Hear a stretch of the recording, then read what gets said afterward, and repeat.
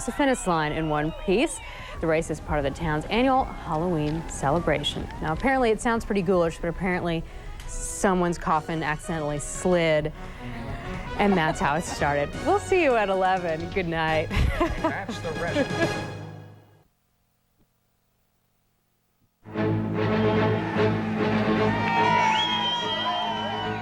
On the eve of the vote that could tear Canada apart, the final rallies to convince the people of Quebec do not leave. The Japanese cult with the poison gas. It was building a bigger arsenal with bigger plans. And the newest discoveries on how your brain works. From ABC, this is World News Sunday. Here's Carol Simpson. Good evening. Canada's future is on the line. Tomorrow, the people of French-speaking Quebec, Canada's largest province, one that accounts for nearly a quarter of that nation's economy, will vote on whether they want to remain a part of Canada or become a separate nation. Peter Jennings is covering the story from the financial capital of Quebec, Montreal. Peter? Carol, there is the smell of fear in Canada tonight, fear that by late tomorrow, Canada may be on the verge of breaking up. And this province of Quebec, where Montreal is the largest city, will be on its way to becoming an independent French nation.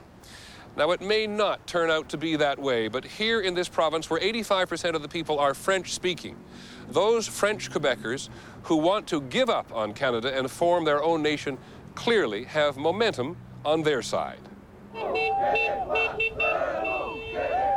This struggle between English and French Canada has been going on since the beginning of Canada's history. And in these final hours of campaigning before Quebecers vote on their future, the separatist leaders have played relentlessly on the French conviction that the rest of Canada has never respected them. We know now that Quebecers will never be allowed to be a people under the government of Canada. From the rest of Canada today, as well as from all the non-French speakers in this province, the message has been, please don't break up the country. Canadians demonstrated in Newfoundland to the east, Ontario next door, and in Western Canada, pleading for Quebec to stay. The Prime Minister, a French Canadian from Quebec, made a last-minute plea for unity. Canada without Quebec, it's no more Canada, and Quebec without Canada, it's no more Quebec, because the two are together. Those French who are eager to vote for their independence tomorrow held a last-minute rally south of Montreal this afternoon. For the millions of Americans who cannot comprehend their closest ally and largest trading partner breaking up, you are looking at an exercise in tribal unity. French Canadians for whom preserving their culture and their language is more important than preserving Canada. They have not listened to those who tell them that breaking apart will cost them dearly in every other way. This ethnic pride is widespread in the world today, and the resentment that comes with it is the angst of all minorities. ABC's John McKenzie helps us to understand it here through the emotions of one family. Bonjour, bonjour, bonjour. To understand the independence movement in Quebec, it helps to know Emmanuel Marcotte. Formidable. Ah oui. Au plaisir. I believe in myself. Okay. Bonjour, monsieur. I believe in my people. I'm sure we'll organize a better society than what we have now. Yeah. Marcotte is a 56-year-old life insurance salesman in Hull, Quebec. He is also the local organizer for the Yes for Independence Committee. We're different. We're different. We are French. We have the civil law, comes from France, and Canada they have the common law, which comes from England. I mean, we have different, we are Latin, they are Anglo-Saxon. I mean, we're not better, we're just different. Like the Marcottes, 85% of Quebec's 7 million people claim French as their primary language. The overriding goal of the independence movement is to better preserve that language and culture. But for the Marcotte family, there is something more personal to this campaign. What they see as English Canada's historical lack of respect for French Canadians. We've always been raised to think that we were second-class citizens. We've always been raised to think that we were not able to take care of our money, to get into high management, into private or public companies. We've tried to get along and get our share of a lot of things, and it didn't work out. The Marcotte family feels this distance from the rest of Canada even though their Quebec home is just across the provincial border from Ottawa, the Canadian capital. You don't think you can survive in Canada? We're in a we was always be in a minority position. We want to change that. It's easy, just by a vote. We say we want to be a majority at home, and we will negotiate with any nation in the world, including Canada, equal to equal. Are you saying anytime a minority is disgruntled, they should just declare themselves a separate country? No, they have to be a nation. And what is the definition of a nation? It's not a minority. A nation is you have a common territory, a common language, a common culture, a common history. This is the definition of a nation. With the referendum now only hours away, Marcotte's job is to help find the necessary votes to turn that nation into an independent country. Bye-bye. À la prochaine. John McKenzie, ABC News, Hull, Quebec. Finally, based on the polls, it is too close to call, which is why there is so much anxiety in the country as a whole. And because what happens here tomorrow is of such consequence to the United States, we shall be here to report on the crisis during ABC's World News Tonight. Whatever happens, Carol, there is a formula here for civil strife on America's northern frontier. Thank you, Peter. When we come back, what the Japanese cult planned to do next with its poison gas. In the Middle East, an assassination leads to demands for revenge. And what science now tells us about how trees affect your health. This is World News Sunday, brought to you by the fun ships of Carnival Cruise Lines. You know, no matter how many times I take a Carnival cruise, I never get bored. I always get excited about the fabulous food. The islands are endlessly fascinating, and the shows are always a thrill. The pleasures of a Carnival cruise just never get old. That's right, Kathy. This cruise makes me feel 10 years younger. Betty? Okay, 20. Take a 3-, 4-, or 7-day vacation on Carnival, the most popular cruise line in the world. I haven't had this much fun in decades. The Braun Oral-B Plaque Remover has a unique cup-shaped brush head that removes plaque more effectively than a manual toothbrush, leaving your teeth so clean you can feel it. The Braun Oral-B Plaque Remover cleans better than a manual toothbrush. Patty, I got the wrong cheese. Real Italian meals don't begin. What were you thinking? Without the Parmesan cheese that's always 100% Parmesan. No fillers. Kraft 100% grated Parmesan cheese. Now you can eat. The Japanese cult that has been charged with the poison gas attack on a Tokyo subway last March will be the focus of hearings on Capitol Hill this week. Investigators tell ABC News that the cult had bigger plans and they involved a connection to the United States. Here's ABC's Bill Greenwood.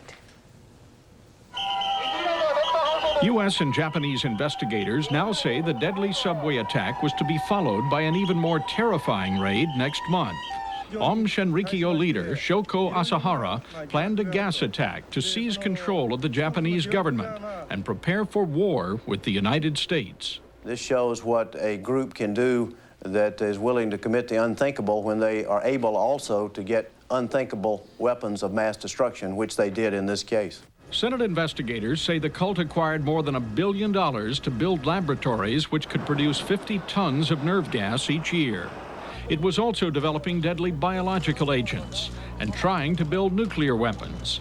They say the cult used this office in Manhattan to order equipment and recruit computer experts. They tapped into the Brookhaven National Laboratory computer and downloaded programs with germ warfare applications. The cult's U.S. leader, Yumikio Harioka, has been subpoenaed to testify at this week's Senate hearing. Lawmakers not only want to know how the cult managed to build its secret arsenal, but whether the arrest of key Japanese leaders has managed to eliminate the threat. Bill Greenwood, ABC News, Capitol Hill. In the Middle East tonight, a very violent Palestinian organization called Islamic Jihad is threatening new attacks against Israeli targets. The threat follows the assassination of the organization's leader, a man who was determined to undermine the peace process between Palestinians and Israelis. Here's ABC's Bill Rediker.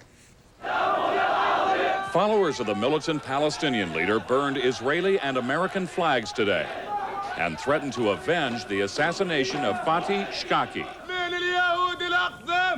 Revenge, revenge against the Jews, they chanted. Shkaki was shot to death outside a hotel in Malta. The Iranian-backed Islamic Jihad, which he founded, claims Israel's secret service, the Mossad, carried out the killing.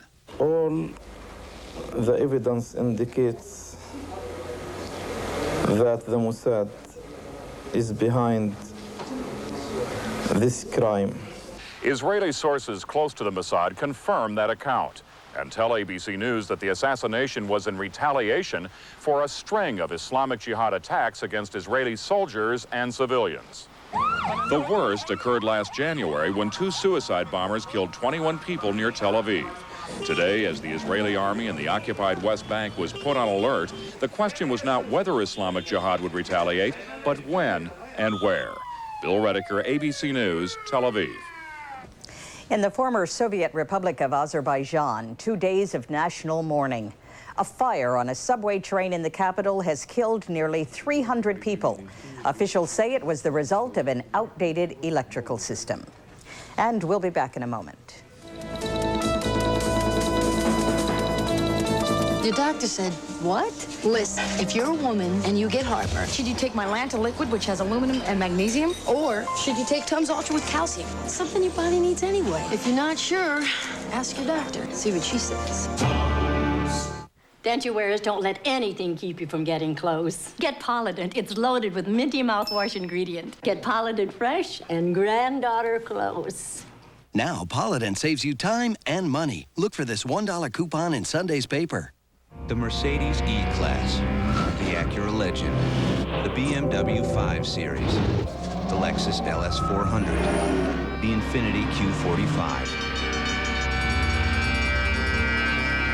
Our luxury performance sedan outsold each of them in its first model year.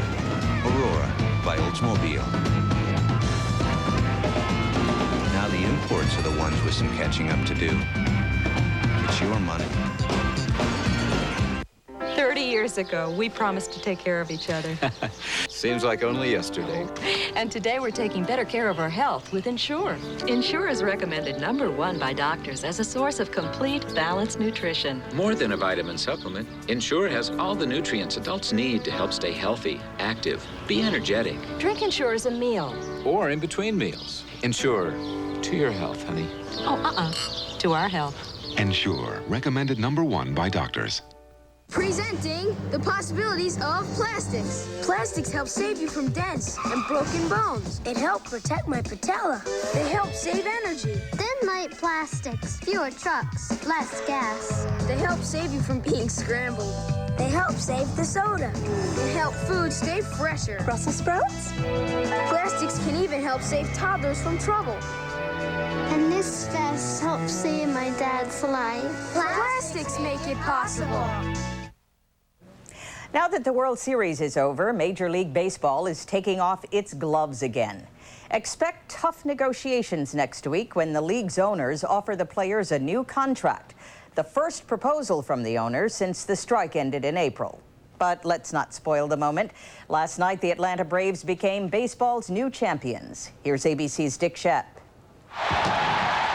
It was a sweet ending to a bitter season. A gem of a pitching performance by Tom Glavine. Struck him out. Plus a jewel of a home run by David Justice. A long drive to right.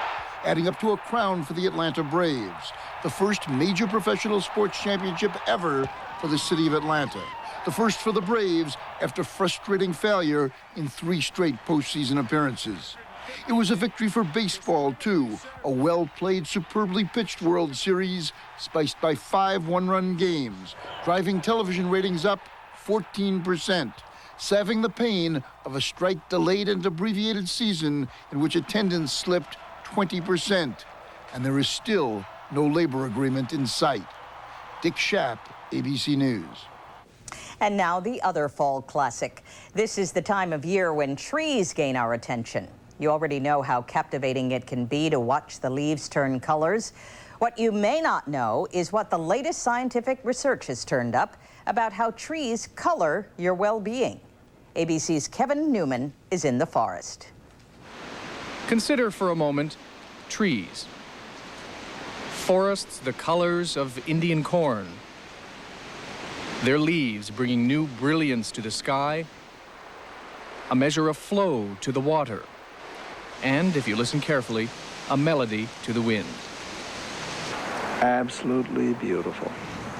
With the dark green and the yellows and occasional brilliant red. American Indians see trees as witnesses of thoughts and deeds. The first settlers a symbol of liberty and wealth.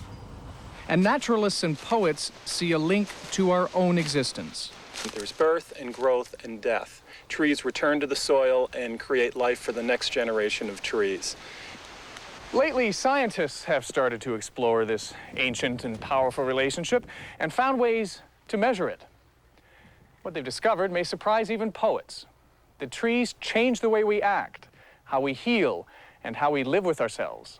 It took the bending and breaking of trees for scientists to understand how we feel about them. Hurricane Hugo in 1989.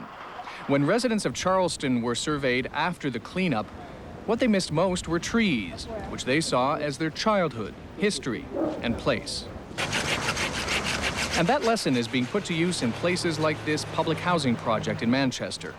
Dogwood looks good. Koosa dogwood. Where trees are being planted to help fight crime. It goes a long, long ways of saying, you know, this is a neighborhood. This is just not an area abandoned by the city. But trees don't just affect our behavior. A recent university study of hospital patients found they healed 10% faster if their bed had a view of a tree. You think about going out into a park and you think about getting better and getting home quickly. And that's not all. Reduced blood pressure, reduced muscle tension, reduced electrical conductance in the skin, and possibly changes in brain electrical activity. But trees don't just have restorative value.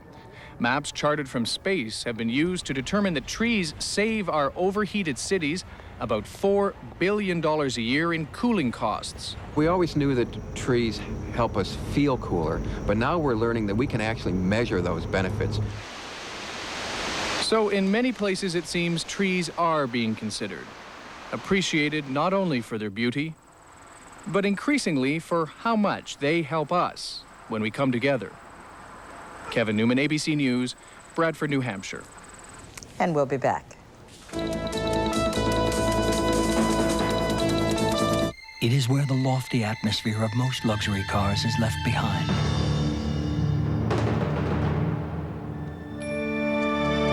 It is the American-built flagship of Toyota, Avalon. Combining refined performance, comfort, and Toyota's unparalleled reputation for quality, Avalon delivers the greatest luxury of all, peace of mind. Avalon, experience the tranquility. I see a lot of people that put up with scratch lenses. LensCrafters' new DuraLens can help make that problem go away. No other plastic lens is more scratch resistant. DuraLenses help me help people see better. I feel really good about that. New DuraLens, only at LensCrafters. Why try Citracel fiber therapy? Citracel is different. It's as effective as the others, but doesn't contain psyllium, which can cause excess gas. Try Citracel. Effective relief without the gas. What should you do when a simple anti-wrinkle cream is no longer enough? Look for the most advanced products. L'Oreal has created Plenitude Revitalift, double performance anti-wrinkle plus firming care. With Pro-Retinol A, Revitalift reduces the appearance of wrinkles. Your skin will look smoother. With Paralasto, Revitalift increases skin's firmness. You'll see firmer skin. See results in just 1 week. New Plenitude Revitalift from L'Oreal reduces the signs of aging.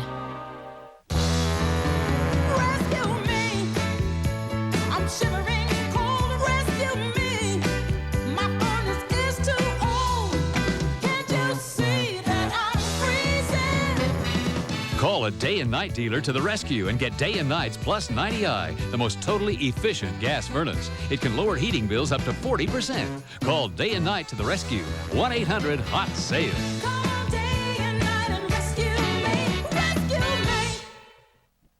Tonight, a look at one of today's hottest areas of research, the human brain. In the 17th century, the French philosopher Descartes said simply, "I think, therefore I am." But until very recently, scientists could not explain why we think or how we think. But now that's all changing, as ABC's John Donvan reports. It used to be just an expression, to fly by the seat of your pants. It meant to fly purely by instinct.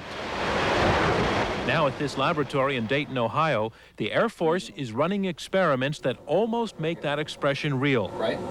The man in the simulator is controlling its movements using thoughts that trigger certain patterns of brain waves that a computer receives via wires from his body and translates into left turns and right turns. But if using thought in this way represents a breakthrough, seeing thought, seeing deep into the living brain as it works, this is the real frontier of brain research, where scientists have learned more about how the brain works in the past 20 years than in all of the time before that. It's technology that has made the difference. Devices that can detect the flow of blood into parts of the brain that are working hard, or that can depict the electric impulses in the brain. This shows those impulses in the brain of a man who is just thinking about tapping his finger. You're going to hear some noise now. Until the late 70s, surgery was nearly the only way to get a map of what areas in the brain did what. The doctors literally touching various places while the patient, still conscious, reacted. Here, for example, is how doctors located the area that controls speech. 38, 39. Today, using magnetic imaging devices, it is possible to create a nearly exact three-dimensional computerized sculpture of any person's brain without surgery. This one belongs to a man with Parkinson's disease, whose arm is shaking uncontrollably. It is, says the man heading some of this research, like seeing thought. We all have similar brains. The simplest hypothesis is that electrical activity of the brain, its anatomy and so on, is, in fact, mind. Thought is biology. At Yale University, 8-year-old Kate was the test subject this summer on research into how the brain works while reading. As technicians watched a live image of her brain, they flashed a series of words in front of her, and she had to decide whether they rhymed. The results would later be used in a study of what causes dyslexia. We're very interested in how children learn to read and why some children don't learn to read. And what we're able to do now for the first time is actually study what happens within the brain as children and adults try to read. The most surprising discovery at Yale is that male and female brains handle this task in different ways. In men reading the rhyming words, one side of the brain becomes more active. In women, it is both sides. Another experiment at the National Institutes of Health focused on emotions. These photos were shown to volunteers who were then asked to tell happy faces from sad ones. Again, the equipment was measuring blood flow in the subjects' brains. The results, translated by computer into this image, different parts of the brain are used to identify different emotions.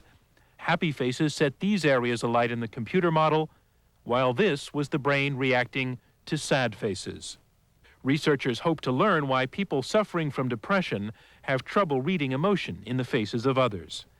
So rapid is the progress in research that scientists believe a detailed roadmap to what happens in the brain is a real possibility. If you ask me, do you think we'll be able to finally know how the brain works? I can tell you that we probably will get very close to knowing. At least we will have a good explanation sketch. In your lifetime? I hope so. In the meantime, some of what science has learned is about to hit the marketplace. This winter, the Mind Drive will appear in computer stores, a $200 device worn on the finger that reads brain waves and translates them into signals that control movements on a computer screen. Ski left, ski right. Go up, go down. Think happy thoughts to make the color blue, sad ones to make red. All of this by brain power, without moving a muscle. Perhaps just the first of many such applications in the future as science races ahead in understanding what really goes on in the head on our shoulders. John Donvan, ABC News, New York. And our final report when we come back.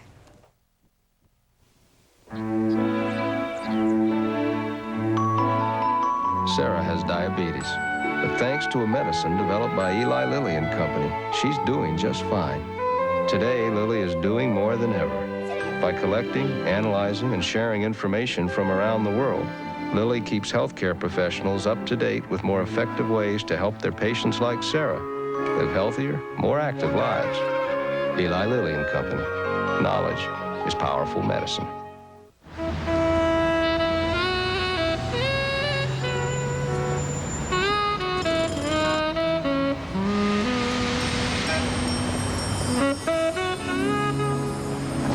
What's the very first thing we need to know? That we won't get anywhere if we don't get there together. This is the fabric of our lives. This is cotton. This week's special moments and special guests from 20 years of Waking Up America. Good Morning America's 20th anniversary reunion. All this week here on ABC. Our final report is about a question we get all the time about the way the news media covers the world. Why, we are asked, do you cover one war and not another, one atrocity and not another? ABC's Jeff Greenfield has been thinking about what it takes to get noticed. One of the bittersweet consequences of this modern age of information is that we can see and feel injustice and suffering in places we once never would have heard of at all. But there's no logical pattern to this information. And that means that every day, all over the world, there are outrages happening that never cross our line of vision.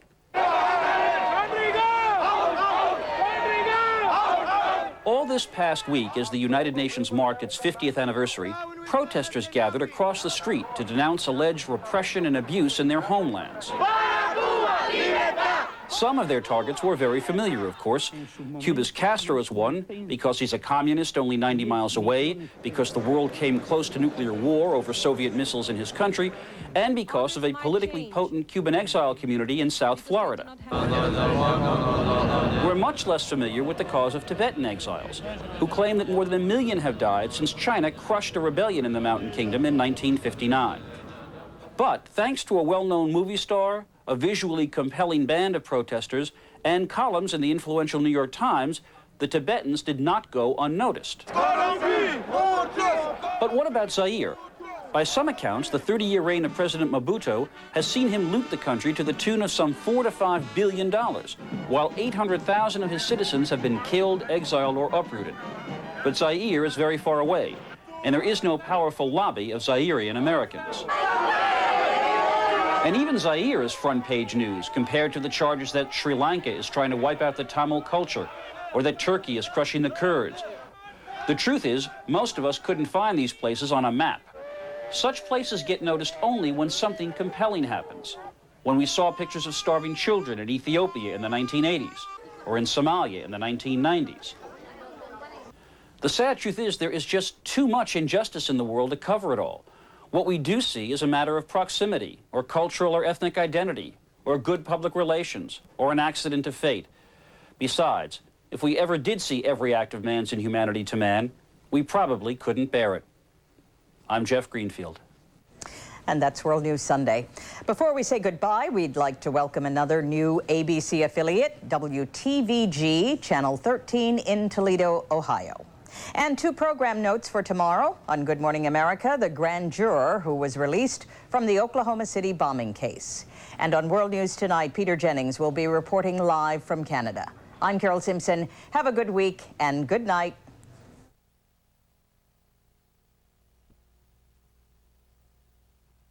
This has been a presentation of ABC News. More Americans get their news from ABC News than from any other source. Sunday, Bruce Willis, a private